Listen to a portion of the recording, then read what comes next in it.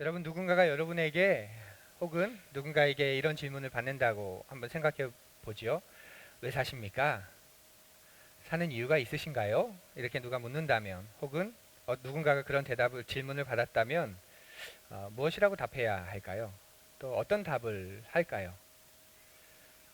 답은 다양할 겁니다. 그렇죠? 그런데 다양한 이유가 있을 겁니다. 왜 다양할까요? 세계관이 다르기 때문에 다양합니다. 내가 가지고 있는 세계관, 내가 바라보는 세계관이 다르기 때문에 다양한 답이 나오게 되죠. 기독교 세계관을 가진 사람은 자신의 존재 이유를 어디에 둘까요? 하나님에게 둡니다. 존재하는 이유가 있고 그래서 살아야 하는 이유가 있습니다. 반면에 자연주의적 세계관을 가진 사람은 자신의 존재의 이유에 크게 의미를 부여하지 않습니다. 그저 존재하는 게 중요할 뿐인 거죠. 인간은 어디서 온 거냐? 인간은 어떻게 생겨난 거냐? 또 존재의 의미가 뭐냐? 이런 것들은 다 무시합니다. 대표적인 자연주의 세계관이 불교이죠. 불교계에서 대단히 유명한 분이 오늘날 법륜 스님이라고 계십니다. 증문즉설 그러면서 전국을 돌면서 이제 우매한 자들의 그런 질문을 받고 그걸 이제 풀어서 말하는데요. 불교에서는 뭐라고 말하는지 궁금해서 한 번씩 찾아보는 편입니다. 근데 그렇게 그런 한 번씩 보다가 왜 살아야 하나요, 스님? 하고 한 분이 이제 한 불자께서 질문을 하신 것 같아요. 거기에 법륜 스님은 이 자연주의적 세계관은 뭐라고 대답을 했을까요? 우리 함께 잠깐 보겠습니다. 어떻게 삶의 존재의 이유에 좀 의문이 풀리셨습니까? 자연주의 세계관입니다. 자연주의 세계관. 자연주의 세계관은 삶이 가지는 의미에 큰 관심을 두지 않습니다. 자연, 스스로자, 그러하연. 이 자연은 원래부터 그냥 이렇게 존재하는 거죠. 그냥 원래부터 이렇게 존재하는데 뭐 왜 존재하냐? 그 의미를 찾지 말라는 겁니다. 이건 인생에게도 그대로 적용이 되는데요. 자연도 원래부터 이렇게 그냥 존재하는데 하물며 그 자연 안에 사는 사람도 그냥 태어났다 죽는 거지 이런저런 의미를 부여하지 말라는 겁니다. 태어나니까 사는 거죠. 태어나 보니까 이렇게 되어 있다는 거예요. 100년도 못 사는데 죽으면 끝나는데 의미니 이유니 찾지 마라. 왜 사냐건 어떻게 해야 되죠? 웃지요. 예. 왜 사냐건 그냥 웃으면 되는 거지. 자유로워져라. 뭐 거창하게 뭔가를 찾으려 들고 또 하려고 들고 설명하려 하지 마라. 심지어는 자유로워지려는 그 마음마저도 자유로워져라. 이것이 자연주의의 세계관, 불교의 세계관입니다. 그에 반해 기독교의 세계관은 다르지요. 우리는 온 우주가 우리가 그저 저절로 생겨났고 존재한다고 믿지 않습니다. 시작이 있다는 것과 그 시작이 하나님으로 인해 되었다는 것을 믿습니다. 그래서 우리가 존재하는 이유와 우리가 사는 이유가 우리에게는 있습니다. 하나님을 믿는데 예수님을 믿는데 왜 사냐? 그건 이제 지금 세계관이 안 바뀐 거예요. 세계관이.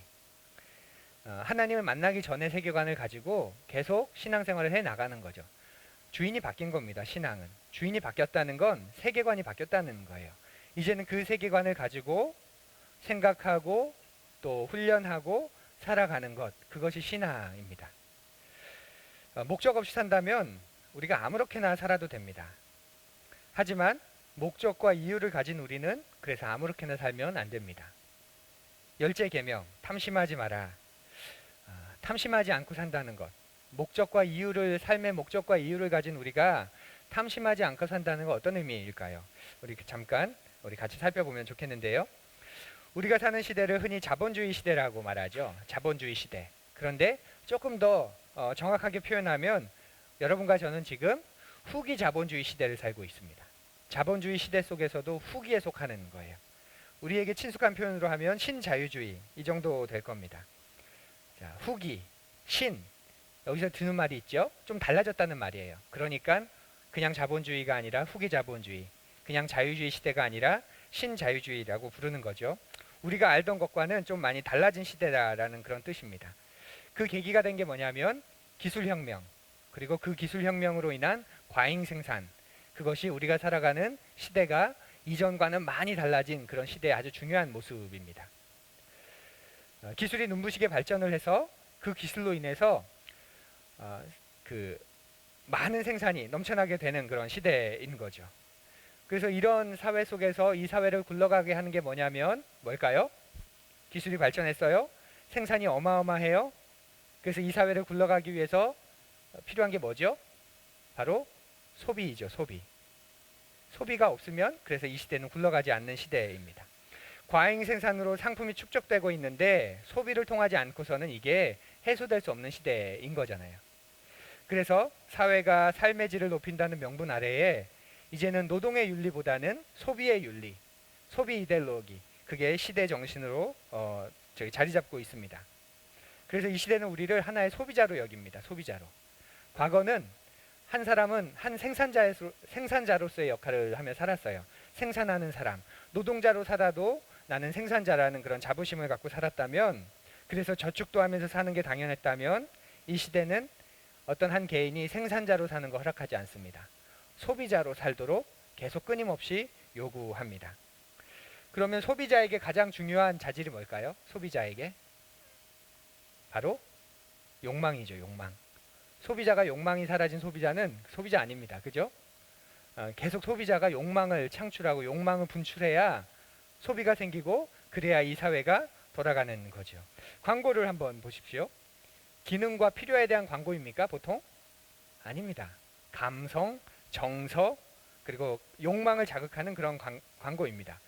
여러분 이게 무슨 광고인지 아세요? 이게 김치냉장고 광고입니다. 네. 솔직히 김치냉장고를 광고하는데 전지현이 왜 필요합니까? 평생 김치냉장고 문 한번 열 것 같지 않은데. 네. 뭔가요? 우리의 욕망을 자극하는 거죠. 우리의 욕망을. 이런 이미지들, 이런 감성들을 가지고 계속 우리의 욕망을 자극하는 겁니다. 그래서 우리가 사는 이 시대는 소비를 촉진해야만 존재하는 시대, 굴러가는 그런 시대라고 말합니다. 그래서 인간을 모든 수단을 동원해서 우리의 탐욕을 끌어내는데 그 목적이 있는 듯합니다. 정치인들은 소비를 애국으로 포장하는가 하면 또 노동시간을 줄여서, 왜 노동시간을 줄일까요? 많이 쓰라고. 그렇지 않나요? 그리고 신용카드를 개발해서 충동적 소비가 가능한 새로운 소비 방식을 열어놓은 시대입니다. 열어놓은 시대. 전에는 있으면 먹었고 없으면 안 샀는데 이제는 없어도 살 수 있는 시대가 됐습니다. 신용카드라는 마법이 있기 때문에. 말 그대로 신용을 보장하는 그런 카드인데, 신용카드를 많이 쓰면 신용이 어떻게 될까요? 네, 신용이 망가질 수 있지요. 어느 나라든지 역사를 보면 이 후기 자본주의와 신용카드 제도가 거의 같은 시기에 시작되었습니다. 뭐 까르페 디엠, 오늘을 즐겨라, 붙잡아라, 현재를 즐겨라, 이런 것들이 신용카드에 새겨진 욕망의 철학입니다. 그래서 한 사회학자는 우리가 사는 시대를 소비사회다 이렇게 부릅니다. 소비사회. 이 말은 어떤 뜻이냐면요, 우리가 이중 감옥에 살고 있다는 뜻이에요. 이중 감옥에. 죽도록 일해서 지치도록 소비하는 이 이중 감옥에 갇혀 있다는 삶입니다. 내가 살 만큼만 쓰면서 살면 우리가 죽도록 일할 필요가 없는데, 내가 사는 것보다 더 쓰고 싶어서 죽도록 일하고, 그래서 지치도록 소비하고, 하다 안 되니까 내 신용까지 끌어다가 온갖 걸 다 소비하고, 그리고 그걸 갚아야 되니까 또다시 죽도록 일하고, 이런 이중 감옥에 갇혀 사는 소비사회다라고 이 사회를 말합니다. 가상적인 쾌락과 행복으로 우리를 현혹하고요, 왜곡된 욕망으로 각자 자기의 방식으로 사는 것을 정당화합니다. 그래서 개인은 점점 합리적 판단과 판단보다는 세련된 감성과 감각으로 승부하는 탐미적인 인간이 되어가는 것, 그것이 이 사회의 모습입니다. 그러니 이 사회 속에서 탐심하지 않는 것, 말처럼 쉽지 않습니다. 탐심을 버리고 산다는 것, 그저 말 한마디로 되는 것이 아닙니다. 이 사회는 더 많은 상품을 소비하는 개인일수록 자신의 가치를 빈번히 그리고 높게 확인하게 되는 식으로 발전해 갑니다. 그래서 소비, 향락적인 삶이 우리의 미덕이 되었고, 절제하는 삶, 성찰하는 삶, 이런 삶은 세련되지 못한 고리타분한 삶이라고 말합니다. 그런데 거기서 끝이 아니에요. 어떤 사람도 문제는 자기의 소비를 다 감당할 수 없다는 거죠. 100억, 200억 로또를 당첨됐는데 10년도 되지 않아서 그걸 다 탕진했다는 기사 듣지 않으세요? 어떻게 그 돈을 다 쓸 수 있습니까? 생전에. 그러니까 소비가 아무리 많이 가지고 있더라도 그 누구도 소비를 만족할 수 없는 시대입니다. 인력 쓰는 건 일도 아니죠. 그렇지 않나요? 인력 쓰는 건 벌기가 어려워서 그렇지, 인력 쓰는 건 그건 일도 아닙니다.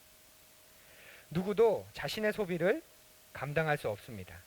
그래서 결국 어떻게 되냐면 내가 내 소비를 감당할 수 없으니까 부채 인간이 되는 거죠. 부채 인간. 한 분이 아주 재미있는 표현을 들려주셨는데요. 아주 오래전인데 저에게 그런 말을 합니다. 목사님, 길을 가다 보면 만나는 사람들 있잖아요. 두 종류의 사람입니다. 제가 뭐라 그랬을까요? 예, 영적인 목사니까 하나님을 믿는 사람과 하나님을 아직 믿지 않는 사람이요. 그랬더니 이분이 아유 목사님 그건 당연한 거고 그거 말고요. 제가 말하는 건 무슨 뜻이냐면요. 길 가면서 만나는 사람들은요. 은행에 빚을 진 사람이거나 이제 곧 은행에 빚을 사람 딱 두 종류입니다. 이렇게 말을 합니다. 저와 같은 여러분과 같은 평범한 소시민이 하는 말인데 굉장히 와닿지 않으십니까? 이 부채 인간이란 말 바로 우리가 살고 있는 이 사회 특별히 오늘날의 자본주의는 또 금융 자본주의라고 말하죠. 이 금융 자본주의 사회 속에서 사람의 가장 큰 특징 가운데 한 모습입니다. 20세기 말부터 대출에 의지해서 사는 게 이제 새로운 패턴으로 돼버렸어요. 새로운 패턴으로. 전에는 빚지고 사는 걸 굉장히 부끄럽고 그렇게 수치스럽게 여겼는데 어쩔 수 없이 하는 건 모를까 그렇지만 그래서는 안 돼 이렇게 여겼는데 이제는 금융 자본주의 하에서는 빚을 지고 살아가는 것, 대출해서 살아가는 것 그것을 아주 당연하게 그리고 자연스럽게 여기게 만듭니다. 그리고 무엇보다 실물이 사라졌습니다. 숫자만 남아있는 시대예요. 숫자만. 제가 어릴 때만 해도 월급은 월급 봉투에 이렇게 전해줍니다. 그러면 남편이 퇴근해서 이제 집에 들어오면 아내분이 그 남편의 이제 이 웃도리를 위에 자켓을 이제 받아서 옷장에 넣죠. 그러면 남편이 쓱 한마디 하잖아요. 거기 안주머니 한번 봐. 그러면 이제 안주머니에서 두툼한 월급 봉투를 꺼내서 어머 그러면서 남편을 높여주고 뭐 이게 두껍네. 오늘 왜 얇아? 그러면서 서로 뭐 눈을 흘기고 이런 게 드라마나 그 코미디의 단골 그런 레파토리였습니다. 그런데 이제는 더 이상 돈을 주고받지 않아요. 뭘 주고받죠? 숫자를 주고받죠. 숫자 노름입니다. 숫자를 더하고 빼는 겁니다. 더 이상 돈이라는 실물을 가지지 않게 되니까 어떤 일이 생기냐면 사람들은 돈을 쓰면서 생기는 그 긴장감 그리고 부채감에서 이제 무장 해제돼 버린 겁니다. 내가 내 통장에서 직접 돈을 몇십만 원 찾아서 지불할 때 느끼는 그 긴장감과 빼앗기는 듯한 그 부채감과 신용카드로 4, 50만 원을 쉽게 긁거나 뭐 할부하면 되지 하고 긁을 때의 그 마음과는 천지 차이죠. 천지 차이. 내가 대체 얼마를 썼는지 얼마를 더 쓸 수 있는지 현재 소비를 내가 감당할 수 있는지를 잊게 만드는 마법의 신용카드가 우리에게 있습니다. 물론 개인에 따라 정도의 차이는 있지만 신용카드는 한 사람을 바보 또는 무책임한 인간으로 만드는 그런 엄청난 힘을 가지고 있습니다. 그것과 맞물려서 우리의 죄성이 빛을 발하죠. 인간의 죄성은 뭔가요? 철저한 지독한 자기중심성이죠. self-centered, self-honoring, 내 중심, 나를 영화롭게 하는 것 그것이 이 세상입니다. 그래서 널 위해 살아, 널 위해 모아, 널 위해 써, 네가 즐겨, 네가 제일 중요해. 이것이 지난 수천 년간에도 있었지만 오늘날 특별히 굉장히 강해진 시대의 모습입니다. 그래도 우리가 어렸을 때는 나보다는 조국, 역사, 세계 평화 이런 말 굉장히 많이 했는데 이젠 더 이상 뭐 조국이니 역사니 세계 평화니 그런 말 하지 않습니다. 그런 거대 담론은 이제 다 사라졌습니다. 그리스도인조차도 나를 위해 신앙생활을 하는 것이지 다른 이를 위해 신앙생활을 하는 거 아니야. 공동체를 위해 신앙생활을 한다고 난 그러고 싶지 않아. 그런 사람들이 얼마나 많은지 모릅니다. 나만 보이는 세상이죠. 근데 이거 정말 무서운 세상입니다. 나만 보이는 세상. 그것이 이 세상의 가치관입니다. 그에 반해서 하나님 나라의 가치관은 하나님 중심, 하나님을 영화롭게 하는 것이죠. 그리고 거기에서 내 가치와 내 이웃의 가치가 살아납니다. 그리고 내 행복과 이웃의 행복이 살아나는 거예요. 하나님을 영화롭게 한다고 인간이 비참해지고 삶이 무미건조해지는 것 결코 아닙니다. 하나님을 영화롭게 하니까 오히려 내 가치가 제대로 발견되고 다른 사람의 가치가 제대로 발견되고 원래 아름다워야 할 모습으로 풍성한 모습으로 우리가 회복되는 것이죠.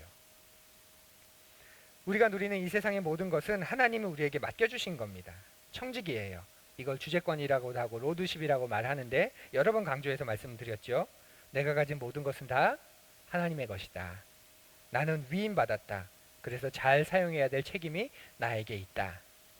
시간, 돈, 자녀, 배우자, 은사, 능력, 지식, 건강, 경험 모두 내 것이 아니라 하나님이 나에게 위탁하신 것입니다.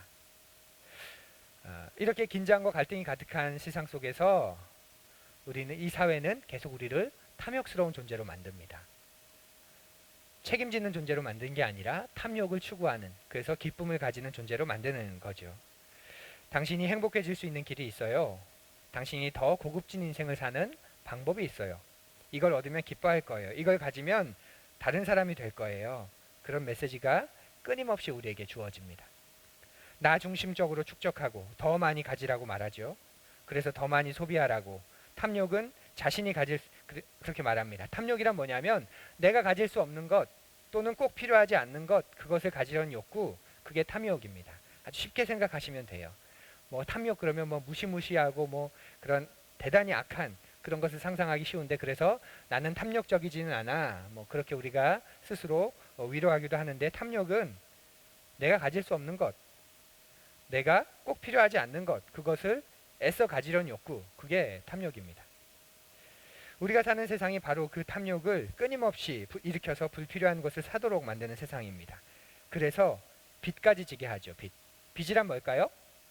내가 소비할 수 없는 것을 할 때 나타나는 현상이 빚이지요. 그래서 이 시대가 우리를 그렇게 만들어 갑니다. 이런 탐욕을 누가 극복할 수 있을까요? 저는 거의 극복하기 불가능하다고 생각합니다. 하지만 우리가 이 세상이 아니라 또 다른 세상에 속한 사람이다 라는 것을 알면 저는 극복할 수 있는 힘이 생긴다라고 생각해요. 이 세상에 속해서 살아가면 결코 그걸 극복할 힘이 없습니다. 그런데 내가 이 세상을 살아가지만 그러나 나는 이 세상에 속한 사람이 아니다. 나는 하나님 나라에 속한 사람이다. 라고 생각하게 되면, 그리고 그 공동체를 만나게 되면 바로 그 탐욕으로부터 우리는 이겨낼 수 있는 힘들을 갖게 됩니다. 탐욕은 주로 소비생활과 관련이 있어요. 소비생활.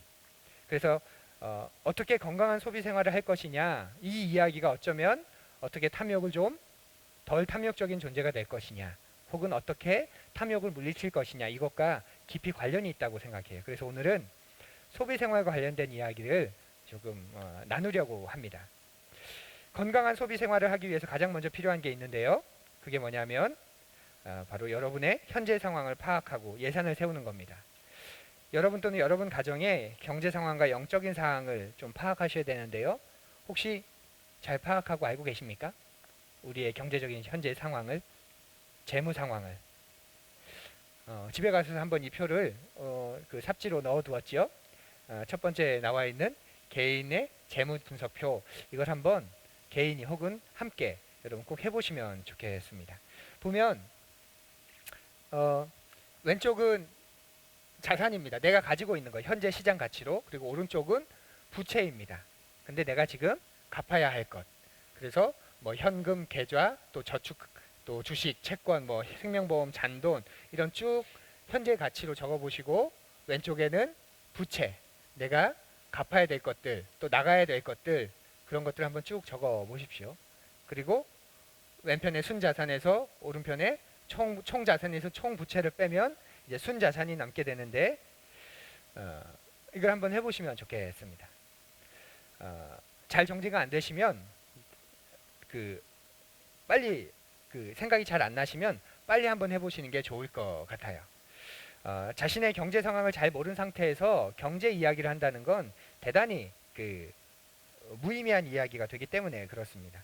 그래서 우리가 이런 이야기를 하려면 가장 먼저 알아야 되는 게 나의 현재 상황이 어떤 것이냐, 그걸 알아야 그 다음에 뭐 탐욕이니 뭐 절제니 절약이니 검소한 삶이니 우리가 이런 말을 할 수 있죠. 지금 내가 내 삶을 모르는데 뭐 검소하게 산다, 또 뭐 절제하며 산다, 그것은 그냥 강 건너 불구경하듯 먼 이야기가 됩니다. 만약 부채가 있으시다면 그런데 멍해처럼 주어진 부채 말고요, 뭐 부모님으로부터 물려받았다든지 그런 부채 말고 부채가 너무 많이 있다, 채무가 너무 많이 있다, 그 이야기는 일반적으로 이야기하면 어떤 이야기가 되냐면 내가 지금 탐욕에 노예가 되어 있다 그 맛입니다. 부채가 많다 그 말은 일반적으로 이야기하면 내가 지금 탐욕의 노예가 되어 있다, 그런 뜻이 됩니다. 부채가 많다는 이야기는 나에게 하나님께서 허락하신 것보다 더 많은 것에 탐욕하여서 그것을 소유하려고 했다가 거기에 속아서 빚에 들어갔다는 이야기가 되기 때문에 그렇습니다. 또 어떤 분들은 순자산이 되게 많을 수도 있습니다. 부채는 없거나 너무 적고 총자산은 굉장히 많고 부러운 분들이죠. 예. 근데 그런 분들은 마땅히 나눠야 할 것을 나누지 않고 자기 것으로만 가지고 있는 이기적인 것일 수 있습니다. 그러면 제로쯤 나왔다. 총 자산과 총 부채를 계산해 보니까 0 가까이 이렇게 나왔다. 이 말은 아등바등 산다는 게 아니에요. 자산에는 저축한 금액도 들어있고 또 뭐 적금도 들어있기 때문에 이게 0으로 나왔다고 해서 내가 겨우겨우 근근히 살아가고 있다, 그렇게 판단하시면 안 됩니다. 그래서 0쯤 나왔다 이 말은 이렇으면 이제 굉장히 규모 있게 사는 부분이죠. 규모 있게. 그런데 그 내용을 가만히 분석해 보니까 제로가 나오긴 했는데 이 지출은 거의 나를 위해 다 쓴 거다. 이 말은 내가 굉장히 규모 있게 이기적으로 살아가는 거죠. 예. 그래서 이런 걸 한번 분석해 보시면 여러분의 영적인 상태가, 그 사람의 영적인 상태가 드러나게 됩니다. 영적인 사람은 얼마나 기도를 많이 하냐, 교회에서 어떤 봉사를 하느냐, 그런 것도 한 부분이 되지만 진짜는 그 사람의 재물을 어떻게 다루고 있느냐, 거기에 더 가깝습니다. 그래서 예수님도 말씀하셨죠. 하나님과 재물을 겸하여 섬길 수 없다. 그 사람의 경제 생활을 보면 그 사람의 진짜 신앙이 나오게 됩니다. 경제 생활에는 내 삶의 지향성이 담겨 있습니다. 그리고 영적인 모습이 고스란히 들어있게 됩니다. 혹시 재산이 많으십니까? 조금 시간이 걸리실 겁니다. 복잡하니까. 그럼 재산이 얼마 없다 그러면 금방 끝나실 겁니다. 한번 해보십시오. 그리고 혹시 결과를 내보았는데 부채가 많다, 혹은 부채가 점점 늘어가고 있다, 이렇다면 빨리 전문가의 상담을 받으시면 좋겠습니다.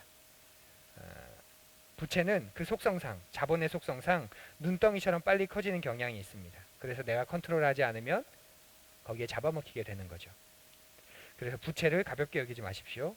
그래서 성경에서는 경제의 핵심 원리로 이렇게 말합니다. 사랑의 빚 외에는 아무에게든지 아무 빚도 지지 말라. 이것이 기본적으로 성경이 말하는 경제 원리의 핵심입니다. 핵심. 자, 이 재무 상황을 하고 난 다음에 여러분이 이걸 한번 해보시면 좋겠습니다. 두 번째로는 현재의 수입과 지출을 분석해 보는 거예요. 수입과 예산에 맞는 경제 활동을 하는 것이 필요하죠. 그래서 이런 예산을 세우지 않으면 어떻게 되냐면 돈이 어떻게 없어지는지 모르겠다, 이런 생각이 들어요. 월급 들어왔는데 이게 다 어떻게 나가버렸지? 이 말은 어떤 의미에서는 예산을 세우지 않고 돈을 쓰기 때문에 많은 돈이 불필요하게 지출되거나 밥값으로 나가는 겁니다. 요즘 먹방 세상이잖아요. 그래서 다 밥값으로 나가는 거예요. 그래서 현재 상황을 한번 분석해 보시면 좋겠습니다. 수입, 고정 수입과 또 기타 수입 적어 보시고, 이제 고정 지출, 또 유동 지출, 이런 것들을 한번 적어 보십시오. 월 기준입니다. 월 기준으로 한번 적어 보십시오.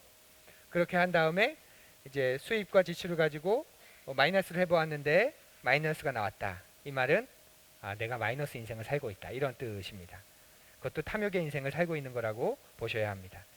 그리고 난 다음에 이 세 번째 걸 기록해 보십시오. 이걸 하려고 앞에 걸 해보는 겁니다. 하나님 나라의 백성인 나, 우리 가정의 수입 지출 계획을 한번 세워보자는 거죠. 계획을 다시 세우자는 거예요. 현상은 이렇지만 나는 다시 계획을 세우고 하나님 나라 백성으로 살겠다라는 것이죠. 그래서 이걸 한번 해보시고, 우리가 연말이라는 우리에게 주는 그런 기분이 있죠. 또 연초라는 그런 새롭게 시작하려는 그런 기분이 있습니다. 그때 이걸 한번 해보시면서 그 재물을, 또 경제 상황을 한번 잘 정돈하셨으면 좋겠습니다. 그리스도인에게는 8대 1대 1이라는 그런 기본 원칙이 있습니다. 보편적으로 받아들여지는 원칙인데요. 8대 1대 1. 이게 뭔지 아세요? 이 8은 나를 위해, 나의 생활을 위해 쓰는 생활비입니다. 두 번째 1은 헌금입니다. 11조 생활, 하나님이 주인이시라는 표현. 그리고 뒤에 1은 저축입니다. 이게 오랫동안 그 근면한 그리스도인들이 8대 1대 1이라는 비율로 자신의 삶의 경제 상황을 이렇게 규모 있게 했던 그런 일반적인 지침입니다. 저는 이 지침에 맞춰서 우리가 한번 우리의 가게를 다시 한번 재정립해 보는 것, 세팅해 보는 것, 그 책에 중요하다고 생각합니다. 근데 가장 중요한 건 부채를 상환하는데 일단 온 힘을 기울이시는 게 가장 먼저 필요하지요. 그리고 그러면서 점점 이제 이런 8대 1대 1의 비율로 한번 만들어 보시면 좋겠습니다. 건강한 소비는 내가 내 상황을 잘 알 때 우리가 행해 나갈 수 있는 거예요. 그리고 우리 주변에 보면 탐욕적인 소비에서 벗어나서 그 삶의 소비가 굉장히 건강하신 분들을 우리가 만나거나 또 볼 수 있습니다. 건강한 소비란 어떤 것이냐면 자신의 수입의 한도 내에서 자신에게 꼭 필요한 것을 계획해서 소비하는 것. 그것이 건강한 소비입니다. 굉장히 쉽죠? 내 수입의 한도 내에서 내게 꼭 필요한 것을 계획해서 소비하는 것. 충분히 부자인 것 같은데 늘 돈 하면 사는 분이 계시고 누가 봐도 넉넉지 않은데 여유롭고 자유롭게 사는 분들이 계십니다. 어디에 차이가 있을까요? 그 소비를 보면 됩니다. 건강한 소비에서 오는 것이죠. 건강한 소비를 하는 한 그리스도인의 영상을 제가 보려고 하는데요. 제가 인터넷에 올리는 것을 허락받지 않았기 때문에 아마 이후에 유튜브나 홈페이지 설교 영상에는 올라가진 않을 겁니다. 한번 함께 보겠습니다. 어떻게 보셨습니까? 예. 구질구질하게 산다 그런 생각 드시나요? 너무 당당하고 자유롭게 사는 것 같지 않으세요? 불필요한 소비를 줄이고 비싼 장난감을 사지 않고 우리에게 생각을 던져줍니다. 내가 소비하는 게 정말 필요한 건가? 우리가 사는 이 소비지향적 사회에서는 내가 소비하는 것을 통해서 내가 그런 사람이 되었다고 착각하게 만듭니다. 이게 탐욕을 부추기는 이 사회의 아주 큰 특징이죠. 그래서 소비하지 못하는 사람은 그 소비하지 못하는 것 때문에 우울증까지 걸립니다. 정말 무서운 거죠. 만몬이 세상을 장악했다는 게 바로 이런 겁니다. 만몬이 세상을 장악했다. 흉악하고 무시무시한 난 그렇게까지 보지 않아. 이렇게 낭만적으로 우리가 생각할 게 아닌 거죠. 사람은 내가 소비를 얼마나 할 수 있느냐에 따라서 가치가 결정되는 게 아니지요. 그 사람 자신이 가치를 가진 겁니다. 그런데 내가 얼만큼 소비했느냐가 내 자존감에 큰 영향을 끼치는 세상에 우리가 살고 있습니다. 내가 불필요하게 지출하고 있는 게 뭔지 한번 생각해 보시고 대형마트 가면 혹시 다 사고 싶어지지 않으세요? 대형마트 가면? 전 대형마트 가면 다 사고 싶어집니다. 꽉 채워가지고 아내한테 자 이거 가지고 집에 가세요 이렇게 해주고 싶은데 한 번은 그런 적이 있습니다. 저도 어느 정도 훈련이 됐다고 생각하고 절제도 잘한다라고 생각하는 사람인데 그래서 마트에 가서도 한 번 더 생각하고 사자 이런 마음이 많습니다. 그래서 보았을 때 필요할까? 정말 필요할까? 잠깐 멈춰서 막 두세 번 생각하다가 아닌 건 놓고 또 그렇게 생각하는 건 담고 그렇게 1시간 반쯤 돌았습니다. 그런데 그러면서 계산대 앞에서 마지막으로 옆에 이제 반환카트 앞에서 정말 필요할까 한 번 더 생각을 합니다. 왜냐하면 그 물건을 봤을 때 드는 생각과 한참 지난 다음에 생각은 또 다르기 때문에 그래요. 아니나 다를까 1시간 반 정도 돌고 난 다음에 계산하기 전에 이거 필요할까 했더니 아니지. 너무 미련 있게 많이 뺐어요. 그래서 한 3만 얼마 정도 결제를 하고 이제 나왔습니다. 제가 얼마나 뿌듯했는지 모릅니다. 나 절제한다. 나 생각하며 산다. 그런데 그 생각과 함께 마지막에 어떤 생각이 들었냐면 내가 지금 뭘 했냐면 사지도 않을 거 가지고 살 필요도 없는 거 가지고 이걸 살까 말까 1시간 반 동안 필요한 거 가지고 그런 게 아니라 필요 없는 거 가지고 그렇게 감정을 다 고갈했다는 생각이 들면서 너무 허무해졌습니다. 대형마트가 물론 싸지요. 하지만 건강한 소비를 하시는 분들은 대형마트를 거의 이용하지 않죠. 그렇게 넉넉하진 않지만 직거래 장터나 재래시장을 사용합니다. 왜냐하면 어차피 내가 살 건데 내가 사면서 생기는 이익이 일반 시민에게 갔으면 좋겠다. 소상인들에게 분배되었으면 좋겠다. 이런 마음으로 조금 더 내더라도 더 힘들게 사는 이웃들과 공유하기 위해서 그렇게 행동합니다. 이런 것들이 건강한 소비의 특징입니다. 건강한 소비의. 그런데 건강한 소비를 넘어서 검소한 삶을 살아가는 분들도 굉장히 많습니다. 그러니까 이 세상은 탐욕적 소비를 주장하는데 그거와 반대해서 아니 건강한 소비를 행하는 사람들이 있습니다.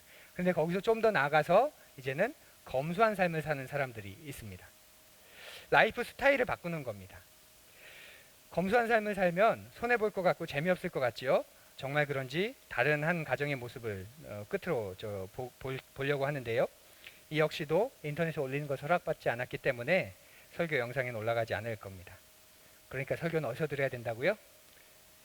예배당에서. 우리 같이 보겠습니다. 너무 존경스럽지 않습니까? 특히 확 와닿는 말이 있죠. 소비는 단순히 소비의 문제가 아니라 시간 사용의 문제다. 우리가 뭘 사려고 하면 그게 꼭 필요한 것이 아님에도 불구하고 그걸 사기 위해 얼마나 많은 시간을 쓰고 있나요? 검색하고 찾아보고 최저가는 어딘지, 무료 배송은 어딘지, 어느 곳이 더 싼지. 이 형제님의 말을 우리가 곱씹어 볼 필요가 있습니다. 그게 그렇게까지 시간을 투자할 만한 일인가? 영상에 나온 것처럼 삶이란 자기 가치관을 표현하는 것입니다. 그런데 우리는 우리도 모르는 사이에 소비를 통해서 우리의 삶이 풍성해질 것이라고 말하는 시대에 세뇌되어 버렸습니다. 그렇지 않고도 얼마든지 행복할 수 있는 길이 있는데 그 가능성을 다 잃어버린 거죠.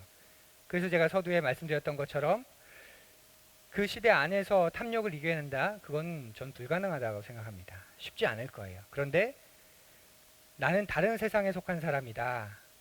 그리고 그 삶을 함께 살아가는 공동체가 있다.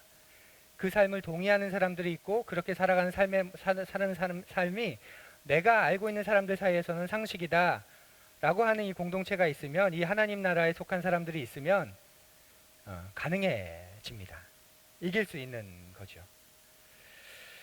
더군다나 우리가 더 행복해지는 게 아니라 우리의 지갑을 더 얇게 만들고, 그래서 우리가 더 두려움을 가지고 살게 만드는 시대, 그래서 더 자유가 사라지고 있습니다. 이 그런 시대의 풍조를 아무 비판 없이 받아들이고 따르고 살아가고 있는 것은 아닌지, 그렇게 종이 되어 사는 것은 아닌지 한번 살펴보았으면 합니다. 우리 안에서도 부채 없이 살아가는 그런 건강한 그런 사람들이 많이 있습니다. 또 나름의 그런 방법을 가지고 살아가는 그런 분들이 많이 있습니다. 우리가 그렇게 교제하면서 그런 것들을 또 발견하고 또 함께 격려하면 좋겠습니다. 우리의 소유를 다시 한번 생각해 보십시다. 어떻게 더 많이 나누고 어떻게 더 많이 함께하고 더불어 함께 살 수 있는 길이 있을까 우리 생각해 보았으면 좋겠습니다. 그것이 하나님 나라의 특징입니다. 하나님 나라 백성으로 산다는 건 말로만 그렇게 사는 게 아니라 내 지갑과 함께 그렇게 살아가는 것입니다. 탐심하지 말라. 탐심을 버려야지. 이제 탐욕스럽지 않게 살아야지. 저는 불가능하다고 생각합니다. 우리의 삶의 방향을 바꾸지 않으면, 우리의 삶의 가치관을 바꾸지 않으면, 그리고 내가 어느 곳에 속한 사람인지를 분명히 하지 않으면 결코 이길 수 없는 것, 그것이 오늘날 우리가 살아가는 이 시대의 탐욕, 탐심의 실체라는 것, 우리 생각해 보시지요. 오늘 설교의 제목은 10계명, 탐욕은 그렇게 없어지는 게 아니다. 탐욕은 생각하지 않는다고, 내가 버리겠다고 그렇게 해서 없어지는 게 아닙니다. 탐욕은 내 소비를 바꿀 때, 건강한 소비를 할 때, 그리고 나아가서 검소한 삶을 살려고 애쓸 때 비로소 탐욕이 내 안에 들어올 자리가 사라지게 되는 것이죠.